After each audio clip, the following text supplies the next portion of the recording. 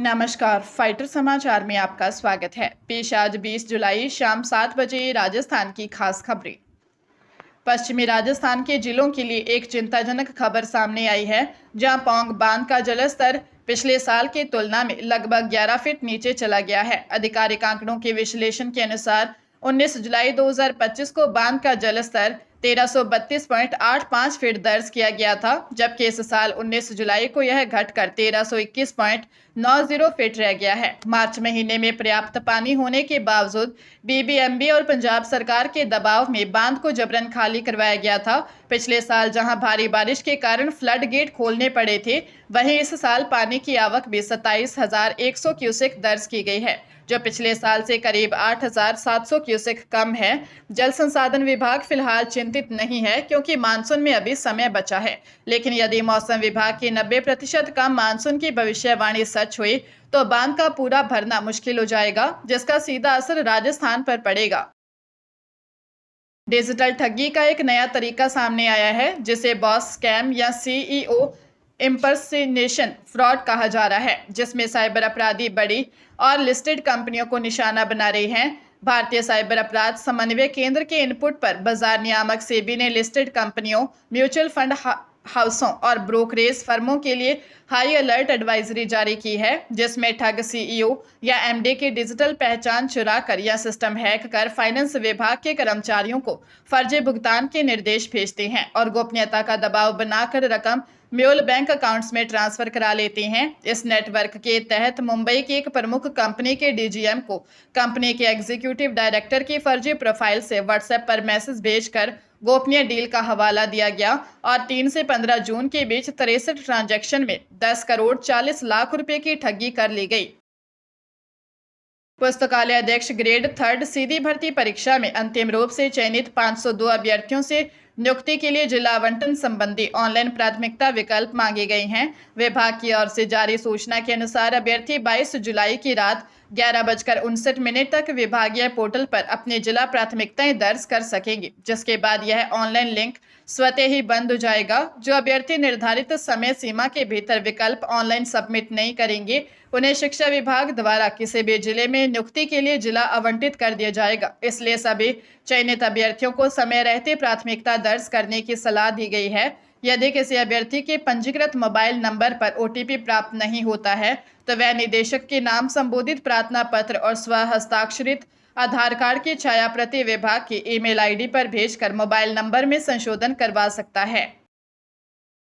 बाड़मेर जिले में मिलावटी खाद्य पदार्थों के खिलाफ चलाए जा रहे अभियान के तहत खाद्य सुरक्षा विभाग और सदर थाना पुलिस ने रिंग रोड स्थित शिव गौरी फैक्ट्री पर छापा मारा। संयुक्त टीम ने मौके से 870 किलो तैयार मिलावटी घी और 1595 किलो पाम ऑयल बरामद कर जब्त किया। इस बड़ी कार्रवाई से शहर के मिलावटखोर कारोबारियों में हड़कंप मच गया है। अधिकारियों के अनुसार बड़े पैमाने पर मिलावटी घी तैयार करने की सूचना पर यह कार्रवाई की गई।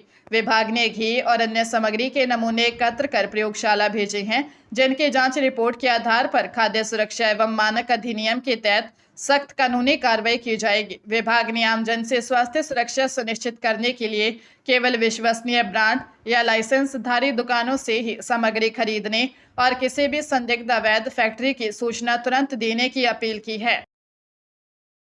अजमेर के गेगल के पास गगवाना बालाजी मंदिर के समीप एक तेज रफ्तार कार ने 2 लोगों को टक्कर मार दी, जिससे दोनों की मौत हो गई। मृतकों में अजय नगर निवासी पंकज आसवानी और किशनगढ़ निवासी रहमान शामिल है। पंकज अपनी पत्नी के साथ लोडिंग टेम्पो में घरेलू सामान बेचकर लौट रहा था और चाय लेकर वापस आते समय कार की चपेट में आ गया। वही रहमान दूसरे टेम्पो के नीचे ग्रेसिंग का काम कर रहा था, जो कार के भीषण टक्कर का शिकार बना। हादसे के बाद जीएलएन अस्पताल में चिकित्सकों ने दोनों को मृत घोषित कर दिया। पंकज अपने लकवाग्रस्त पिता और परिवार का इकलौता सहारा था, जबकि रहमान के 4 मासूम बच्चे हैं।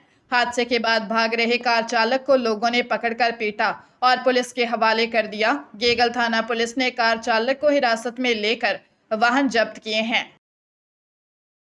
प्रदेश के सरकारी कर्मचारियों के लिए शुरू की गई अर्जित सैलरी पेंशन एडवांस योजना के तहत एडवांस पैसा निकालने में शिक्षा विभाग के शिक्षक पहले और पुलिस महकमे के पुलिसकर्मी दूसरे पायदान पर हैं। राज्य में अब तक कुल 82,135 सरकारी कार्मिकों ने इस स्कीम का लाभ उठाया है, जिसमें से अकेले 55,975 कर्मचारी सिर्फ इन दोनों विभागों के हैं। आधिकारिक आंकड़ों के अनुसार विभिन्न विभागों के कार्मिकों के कुल 2,03,539 बार में रिकॉर्ड 4,370 करोड़ रुपए का एडवांस लोन लिया है। इस योजना के तहत कर्मचारी अपनी मासिक सैलरी का अधिकतम 50% हिस्सा एडवांस ले सकते हैं, जिसका संचालन RFSDL एजेंसी कर रही है। चौंकाने वाली बात यह है कि लोन लेने वालों में 1 लाख रुपए से अधिक वेतन वाले 1165 और 1.5 लाख से अधिक वेतन वाले 52 सीनियर अधिकारी भी शामिल हैं।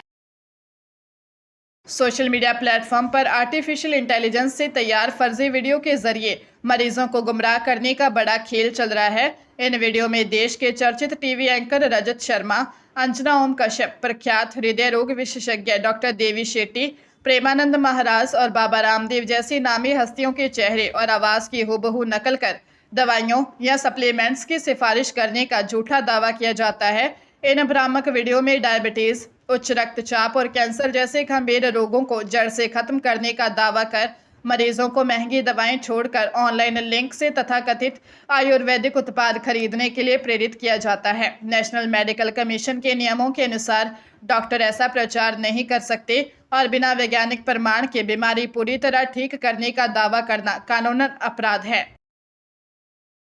हरियाणा के झज्जर जिले के बहादुरगढ़ के छोटूराम नगर में उधार दिए गए राशन के पैसे मांगने पर एक दिल दहला देने वाली वारदात सामने आई है। यह किराना दुकानदार 40 वर्षीय अभिषेक सिंह की हत्या कर दी गई, जबकि उनका 13 वर्षीय बेटा अभिराज गंभीर रूप से घायल हो गया, जिसका बहादुरगढ़ के ट्रॉमा सेंटर में उपचार चल रहा है। जानकारी के अनुसार मूल रूप से बिहार के बक्सर जिले के रहने वाले अभिषेक ने अपने पड़ोसी को करीब 9,000 रुपये का राशन उधार दिया था। जब वे अपने बेटे के साथ पड़ोसी के घर पैसे मांगने गए तो दोनों पक्षों के बीच कहासुनी हो गई। इस दौरान आरोपी पड़ोसी ने अचानक पिता और बेटे पर ताबड़तोड़ हमला कर दिया, जिससे अभिषेक की मौके पर ही मौत हो गई। घटना के बाद आरोपी मौके से फरार हो गया, जिसकी तलाश में पुलिस जुटी है।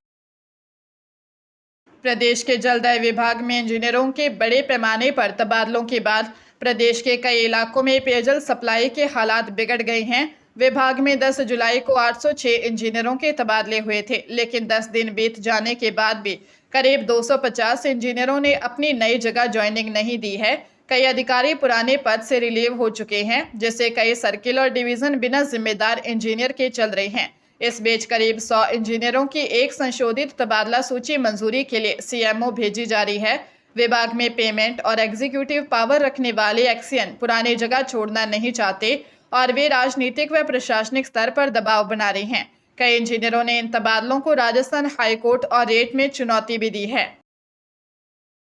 अलवर और जयपुर के राजगढ़ क्षेत्र के जंगलों के संरक्षण और ग्रामीणों को रोजगार देने वाली साझा वन प्रबंधन योजना में कथित तौर पर 17 करोड़ रुपए के बड़े घोटाले का खुलासा हुआ है। वित्तीय वर्ष 2022-23 की प्रारंभिक जांच में 2 करोड़ रुपए की धांधली पकड़े जाने के बाद जब वन समितियों के पिछले 7 साल के बैंक खातों का ऑडिट करवाया गया तो 15 करोड़ से अधिक का अतिरिक्त गबन सामने आया। आरोप है कि जिन कार्यों को श्रमिक से करवाया जाना था उन्हें नियमों को ताक पर रखकर JCB मशीनों से करवाया गया और कागजों में मजदूरों द्वारा कार्य होना दिखाकर फर्जी भुगतान किया गया। एक तकनीशियन ने आरोप लगाया कि वह सिर्फ 5वीं पास है, लेकिन अंग्रेजी में तैयार मापन पुस्तिकाओं पर उसके फर्जी हस्ताक्षर किए गए।